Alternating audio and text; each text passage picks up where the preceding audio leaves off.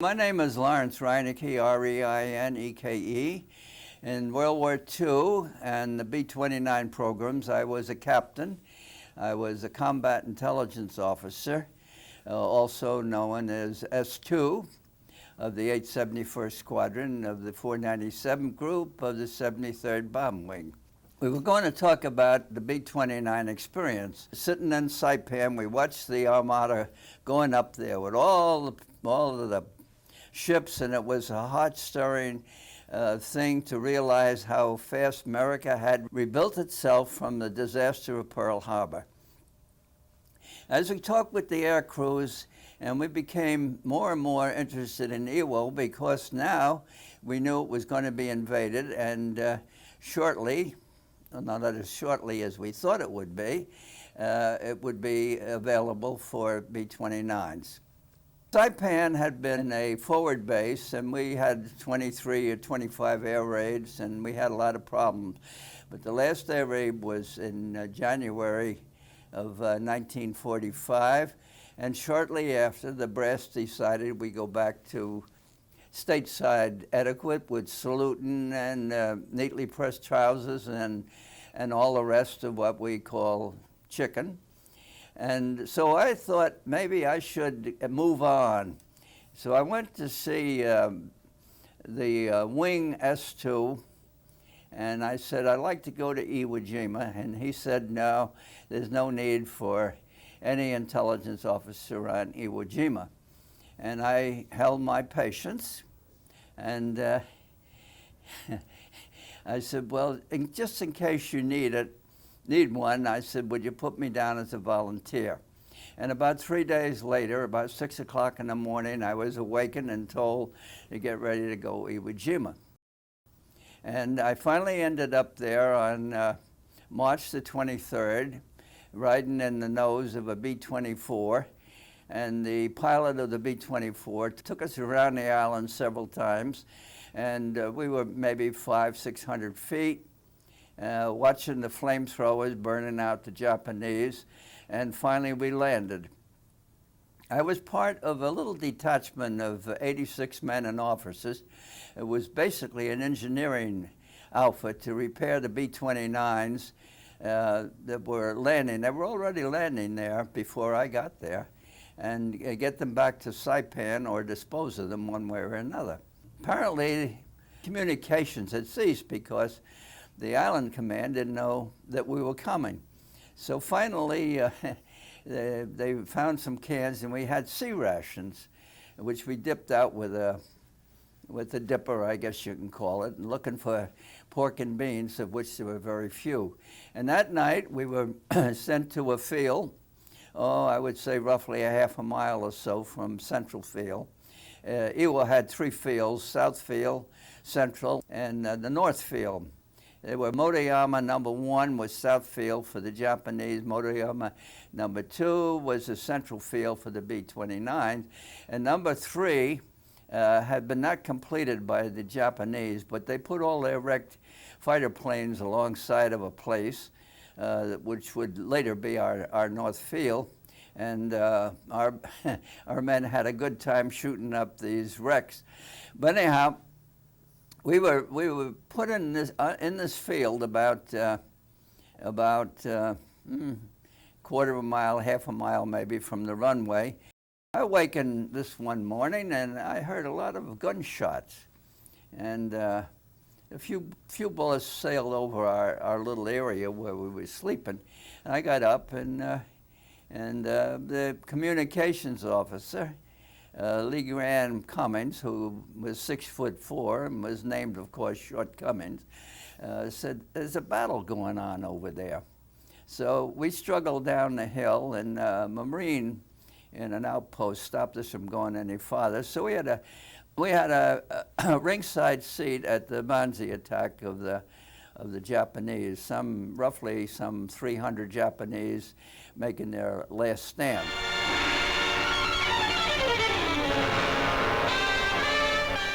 At dawn on 26th March, 300 Japanese staged a surprise attack on several CB areas located midway along the west shore of Iwo Jima. Where the Japs came from was not known. Many wore GI equipment and carried American-made guns. Using infiltration tactics, they approached our tents in the dark, knifed a number of the guards, and were preparing to attack several of the units simultaneously when a sentry opened fire. As the men rushed out of their tents, some of the Japs maintained fire from behind cover. Others stormed the tents, ripping them open to toss in grenades or entering swords in hand. 2 hours later, all 300 of the Japs were dead. Marines used Tommy guns, grenades, and flamethrowers to wipe them out. Our casualties amounted to approximately 100, including a number of newly arrived pilots spending their third night on Iwo. Finally, a Marine tank came up, and they got them in some sort of a trench. But the reason for the trench is unknown to me, and then they finished these people off. But before they were finished off by the Marines, a lot had committed suicide, and that was a first-hand look at what Japanese Benzi's attack would be. And they split their sides, they split their head, they would hold the grenade to their chest. Okay, so my first interrogation was that night, and the plane was Dauntless Dottie, piloted by a pilot by the name of Morgan, who was kind of famous in documentaries as the pilot of Memphis Belle. A B-17 plane that had flown was the first one to fly 25 missions in Europe. And he had done his missions. He had done a bond tour. That's B-O-N-D tour, raising money, of course, and then became the CO of the 869 Squadron of the 497 group. And he was flying Dauntless Dottie, which is a model B-29, or is found in models of B-29. He was my first. As I remember it, he had problems with 2 of his engines and decided to stop in and see what we could do for him. The engineers were able to fix the problem, and he took off. It wasn't that busy at the beginning. The runway was about, maybe 6,000 feet. The Seabees did an excellent job of construction. It was clay, and up until about July 1st, before it was blacktop, and it was very slippery. And as I was on foot. I had no vehicle. And I traveled, a lot of our planes come in at night, and I traveled with a flashlight and took the interrogations. Now my job was simply to interrogate the crews. But I only had to interrogate the bombardier to make sure that he bombed the target that was assigned, and also the airplane commander. It was a short interrogation. We were interested in other B-29's that may have been shot down as to location, whether or not survivors were seen in the water. We had a pretty good air-sea rescue outfit going. We were also interested in Japanese naval or any warships of the Japanese, and with location, of course. We were interested in whether or not any of the crew members were wounded. Also, any other untoward things, such as dropping the phosphorus bombs, and a little bit of the tactics of the attacked aircraft. It was a comparatively short interrogation compared to the regular ones we had on Saipan and the home bases. Then, at that time, I was the only one. I didn't have a non-com or anybody. I would have to take my interrogations and go down to South Field, where a former Japanese communication building had been taken over. There I had to sit down with a code book and encode these messages, which were then sent back to the Marianas, which would be, of course, Saipan, Tinian, and Guam. In the early days, it was mostly the Saipan, the 73rd Bomb Wing. And then struggled back up through the mud and the rest of the considerable things, plus even when the island was declared secure, I think we killed 5,000 or 8,000 Japs after the Marines left.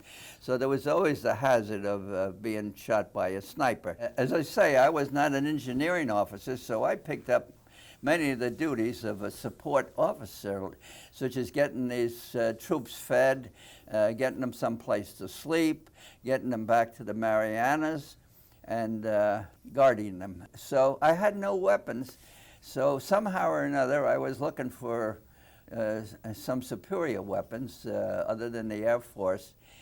And one day a Marine showed up at my tent, and he said, I got a BAR with a lot of ammunition if you want it. I says, yes, I do want it. I says, what do you want? Well, he says, I want a bottle of whiskey. An officer had a ration of 1 bottle of whiskey a week, and I didn't drink, so I had the bottle of whiskey, and I got my BAR and the ammunition. And then he wanted to sell me a little Japanese flag, which I later gave back when we returned to Iwo in 1985. And he says, I need $5 for it. And I wasn't particularly interested in buying the flag, but I did finally.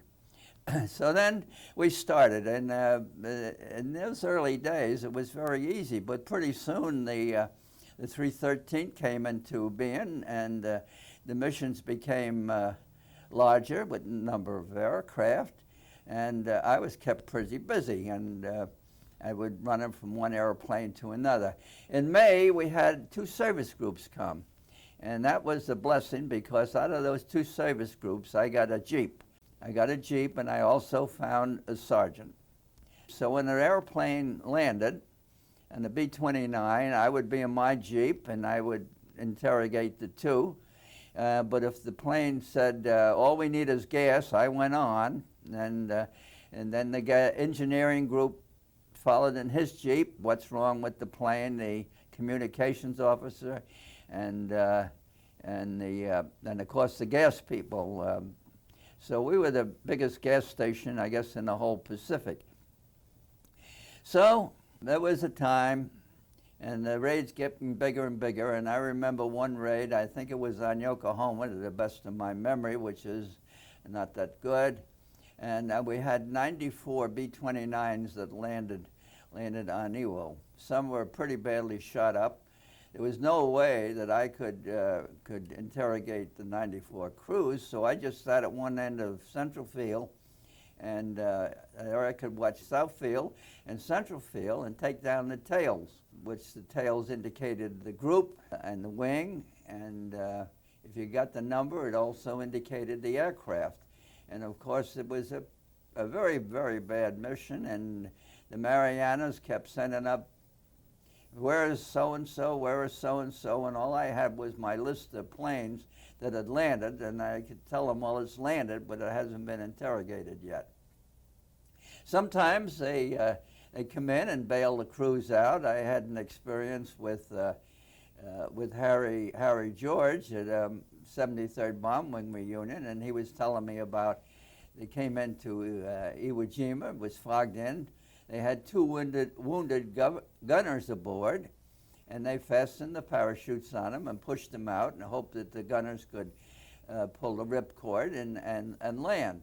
And he said they landed very near the hospital.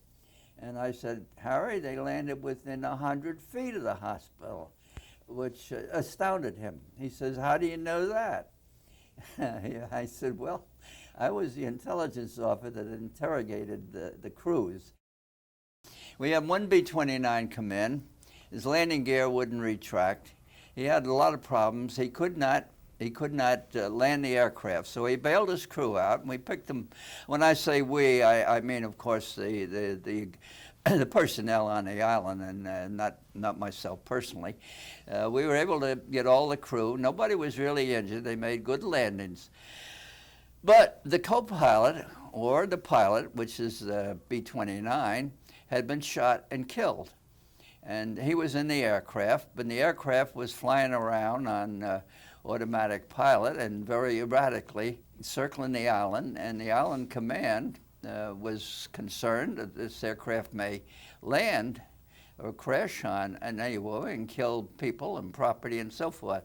So they set up a couple of fighters to shoot it down. So we on the island had a ringside seat of watching the B-29 brought down, and it took an awful lot of firepower to bring this plane down. And we had another case where a B-29 came in, and it was shot up pretty badly. It came in Southfield, and came through the fog and landed, and then took out, I think, something like 11 P-51s. Southfield was mostly concerned with the P-51s, although he had the P-51s and the 47s on Central Field. And the P-47s, they never got much in the way of publicity, but they were on Iwo Jima, a squadron of them, and it did fly missions to the Empire. We had another case, which is quite interesting, on how news goes around. The commander of the 870th was a man by the name of Pappy Haynes, quite a well-known figure at the time. And he come back from the Empire in not very good shape and was made a landing on the water just off the beach of Iwo Jima. And actually it was low enough so that his crew was able to get out of the airplane and walk to shore. But how stories get stretched, by the time this story got back to the Marianas, Pappy Haynes had landed in the water and his plane was surrounded by sharks, and it was a miracle that nobody was devoured by the sharks. So that's how these rumors start, and history gets a little bit distorted. There was so many of those planes that came in, all crippled, holes shot in them. It's hard to pick out specifics. The island, I think there was something like 2,400 B-29's landed, and of course in the later years of the war, nobody took a chance of not having enough gas to get back to the Marianas, so we had quite a few fellows that came in for a little safeguard, a little security of having gas.